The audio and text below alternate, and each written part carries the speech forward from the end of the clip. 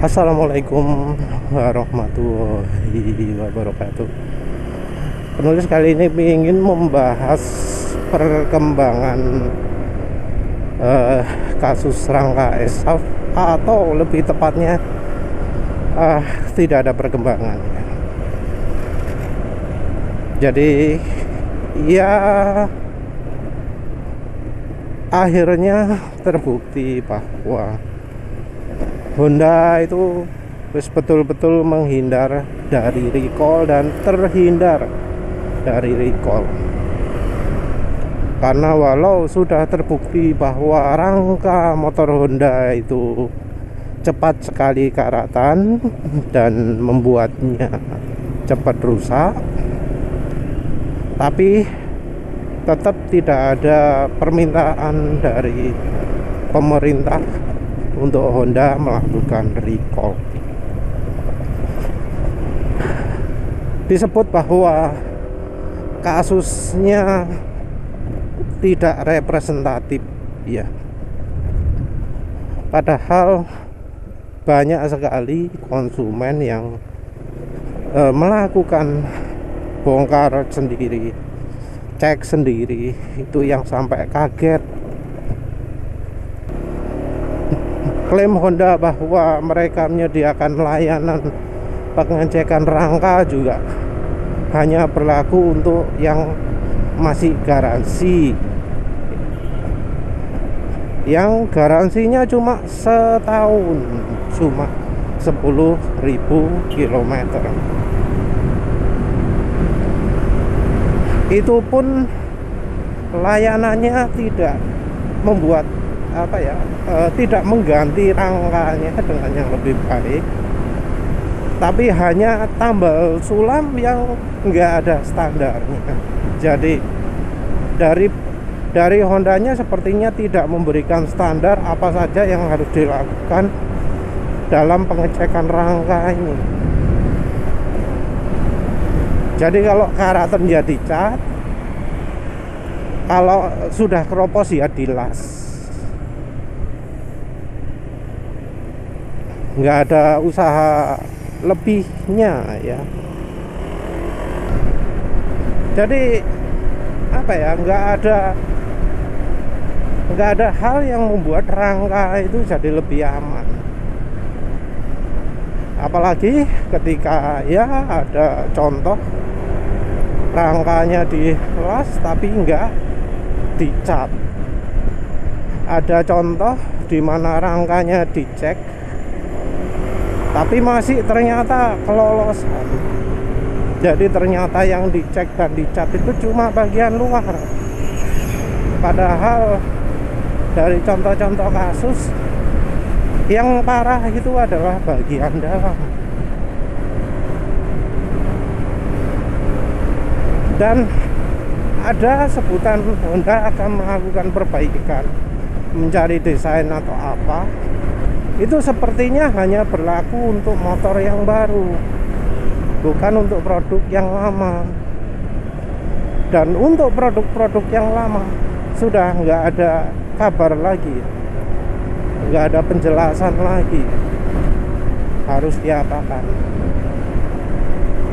Faktanya adalah konsumen masih harus mengeluarkan uang yang ironinya biayanya jauh lebih mahal daripada layanan yang ada selama ini.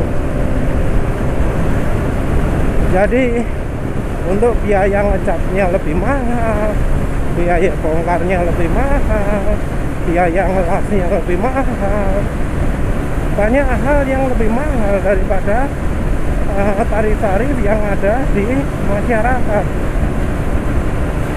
Sayangnya begitu, ya.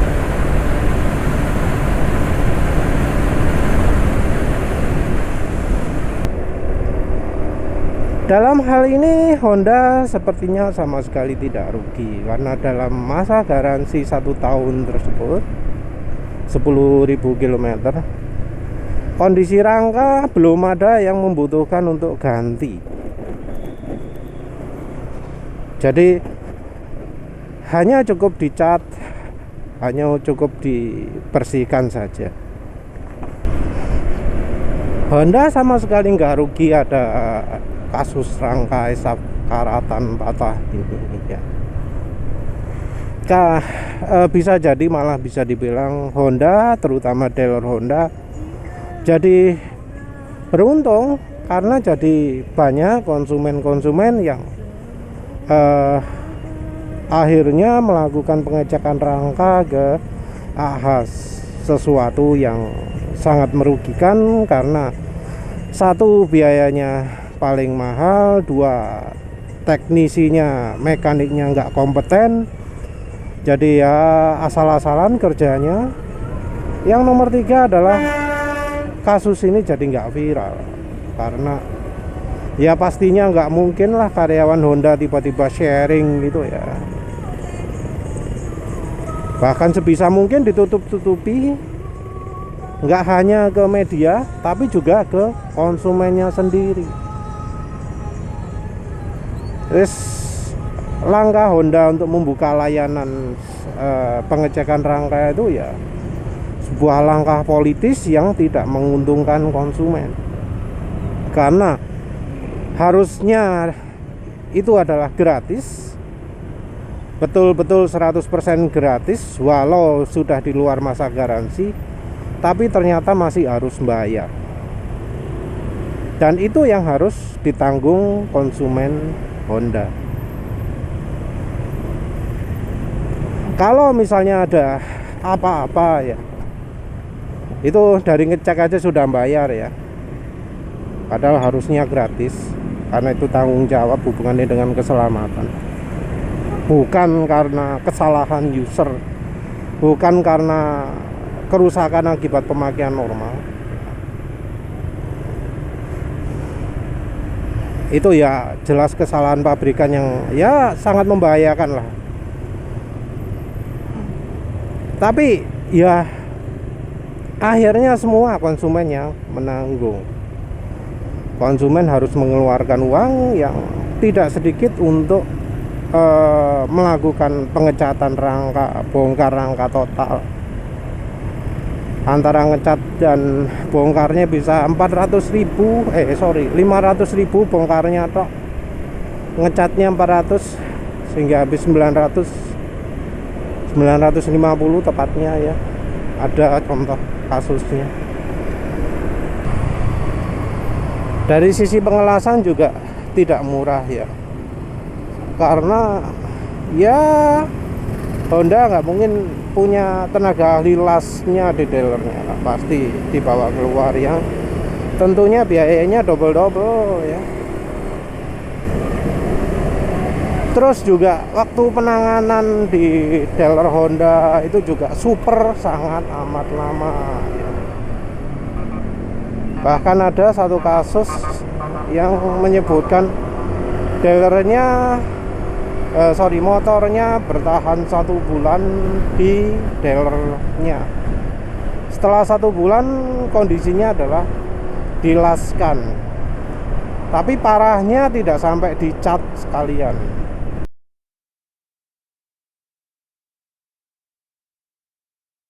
Itu parah sekali lah ya, karena kalau di luaran gitu 400.000 itu bongkar, pasang, ngelas, ngecat.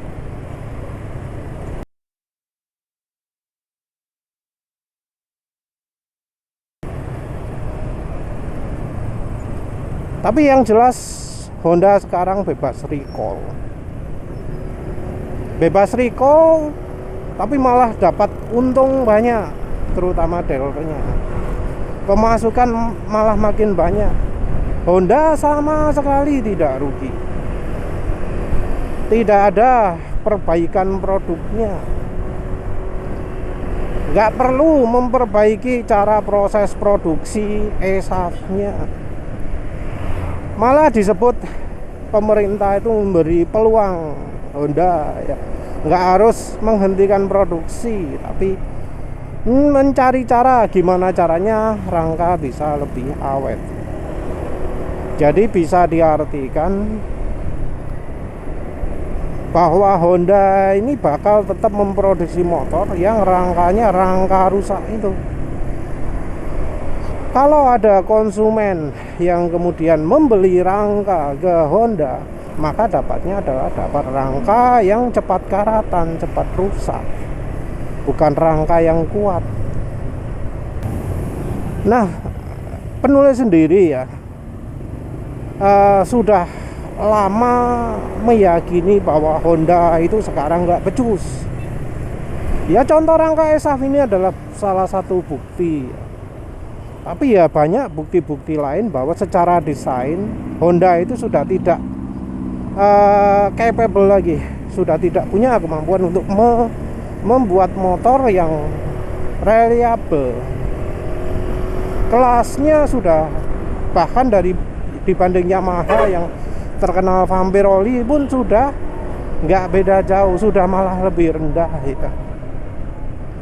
Mungkin orang-orang ngomong motor Yamaha Vampiroli. Ya, motor Honda juga, apalagi Honda yang 160, mesin yang paling baru dari Honda, malah lebih cepat rusak lagi daripada yang mesin-mesin sebelumnya.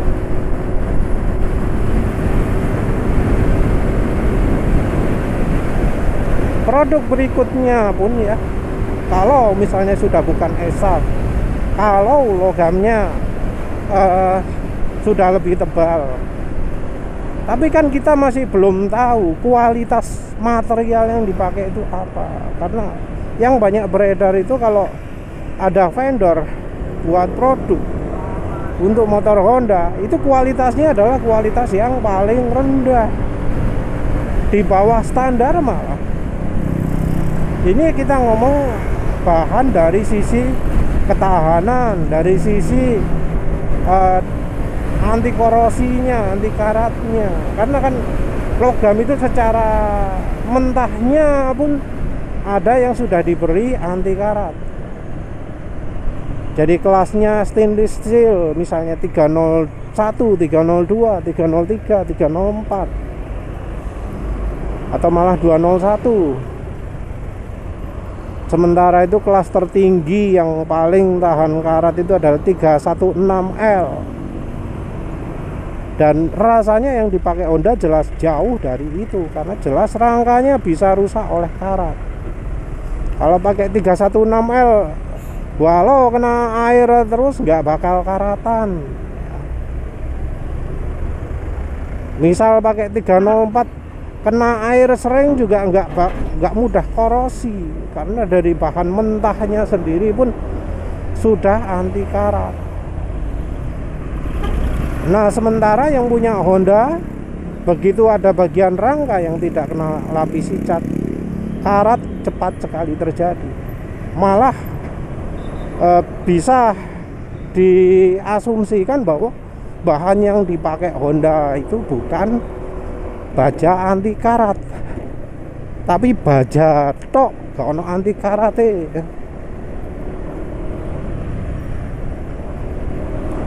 Jadi nanti kalau misalnya ada produksi lagi motor, ya bisa diperkirakan bahwa bakal tetap terjadi penyakit karatan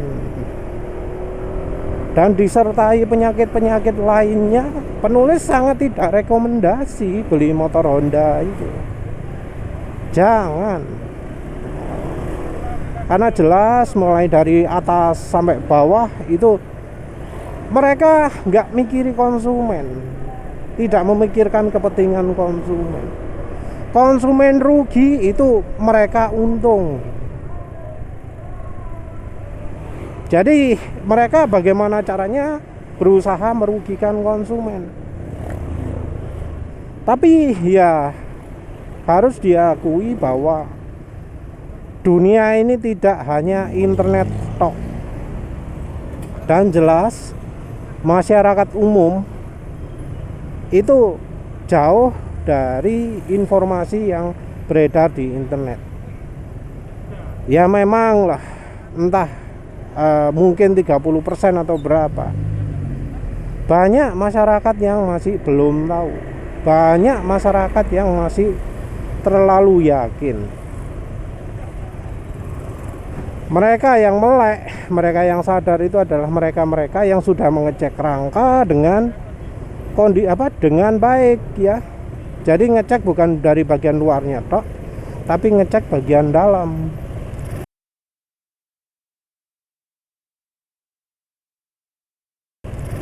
Dan bisa jadi ya masyarakat itu yang yang asalnya setia itu bakal tetap setia karena memang begitu tahu dia sudah dalam kondisi kritis akibat misalnya kecelakaan parah akibat rangka patah itu. Jadi orang-orang di sekitarnya nggak bakal tahu bahwa oh ini adalah karena rangkanya keropos patah bahaya motornya, karena yang tahu itu sudah meninggal duluan. Jadi nggak bisa memberitahu teman-temannya, nggak bisa memberitahu keluarga, tetangga, teman dekat dan seterusnya. Dan jelas bahwa Honda ini termasuk berhasil karena lihat aja lah di medsos banyak orang yang membela ya, mulai dari yang ngomongnya halus misalnya, nggak apa-apa motor karatan daripada Famberoli, daripada error 12, daripada padahal ya sebenarnya penyakitnya nggak kalah parahnya ya. Sampai juga yang jelas-jelas bohong. Enak beli motor Honda, spare partnya di mana-mana, jaminan garansinya gampang, biaya perawatan murah, motornya paling irit, dan banyak kebohongan lain. Padahal ya kalau ngomong misalnya irit boros, NMAX nih bisa irit tuh kalau penulis mau, tergantung cara makainya. Pingin 60 km per liter bisa. Kalau kasar-kasaran ya 42 km per liter tuh. Tadi kan lihat jalan kecepatan 111 kan tadi ya. Lihat sendiri ini bisa nggak lihat. 41,2 km per liter segitu makanya ya kasar. Jadi makanya kayak gitu, termasuk ya kencang macam-macam, masih bisa tuh 41,3 km per liter. Penulis pernah lihat tuh ya, ini padahal bensinnya bensin Pertalite loh ya, bensin Pertalite bisa 41,3 km per liter. Coba wes penulis tantang yang punya motor Honda Vario 160, yang punya PCX 160, ADV 160, cara pakainya kayak ya penulis gini, saya naik mengikutin alurnya, kalau bisa kencang ya kencang, kalau harus pelan ya pelan. Pakai Pertalite ya. Bisa dapat berapa sih? Penulis pernah tahu ada yang pakai Pertalite angkanya kecil sekali ya, di PCX, di Vario, di ADV belum tahu, tapi angkanya bisa sampai 30-an gitu ya. Mungkin ada yang malah 24 mungkin. Kenapa bisa kecil sekali gitu? Ya itu kena Famberoli, kompresi bocor karena ya aus. Mungkin ada yang ngomong bahwa oh motor Honda itu silindernya bisa awet, pistonnya awet, tapi kan itu tergantung olinya ya. Kalau cara makainya kayak penulis, olinya pakai AHM MPX, hancur lah pasti mesinnya, nggak mungkin utuh. Tapi ya balik lagi lah, banyak pembohong gitu ya terbukti efektif membuat konsumen itu apa jenis, jadi sering ditipu, dibohongi, jadi dirugikan, harus keluar uang banyak. Honda itu jelas memeras uang rakyat kecil ya. Membuat orang-orang yang di bawah itu jadi harus keluar uang banyak. Hondanya sendiri makin kaya dan tidak bertanggung jawab, padahal sudah narik banyak uang dari servis yang biayanya berlebihan, spare part yang harganya juga paling mahal kalau dibandingkan toko-toko lain, padahal kualitas spare partnya juga rendah, kualitas material motornya juga rendah, kualitas paling rendah tapi harga jual paling mahal.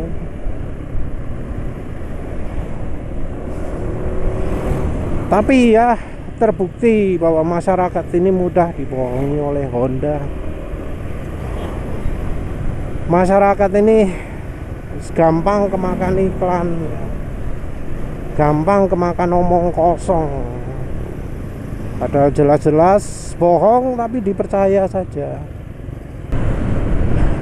Kalau penulis sendiri ya wis betul-betul anti terhadap Honda. Ya penulis harapkan ya yang lain-lain ikutan lah, ikutan untuk ya kasih tahu konsumen, memberitahu konsumen lain ada kelicikan, ada kecurangan, ada cacat pada suatu produk, itu sesuatu yang wajib ya. Kita malah harus ngomong kalau itu adalah cacatnya suatu barang jualan. Yang nggak boleh itu kan ngomong cacatnya, kejelekannya orang. Tapi kalau cacat atau kejelekan suatu produk atau barang jualan, itu malah harus kita beritahukan. Kita harus ngomong, karena kalau nggak gitu artinya kita itu jadi ikutan ya, ikutan menyetujui apa yang dilakukan oleh penjualnya. Padahal misalnya kita sama sekali nggak dapat keuntungan. Nah kalau ya kita tahu pasti, jelas ada bukti, ya kita wajiblah memberitahukan yang lain. Apalagi ketika kita itu adalah orang yang dirugikan. Jangan sampai ada orang lain lagi yang ikut kena tipu, yang ikut dirugikan. Kita ini hidup bukan untuk Honda, bukan untuk AHM. Nah kan lebih baik kalau misalnya kita bisa beritahu informasi ke orang lain. Nyimpen rahasia cacat produk atau barang jualan itu malah nggak baik gitu.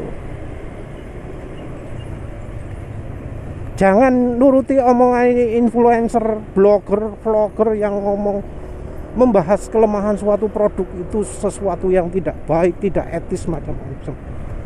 Jangan bicara etis. Kita bicara religi. Kita bicara moralitas. Moralnya kalau ada produk yang ada cacatnya, kita wajib beritahu ke orang lain. Secara religi juga ada dasarnya. Ya wes lah, itu saja. Terima kasih sudah menonton. Assalamualaikum warahmatullahi wabarakatuh.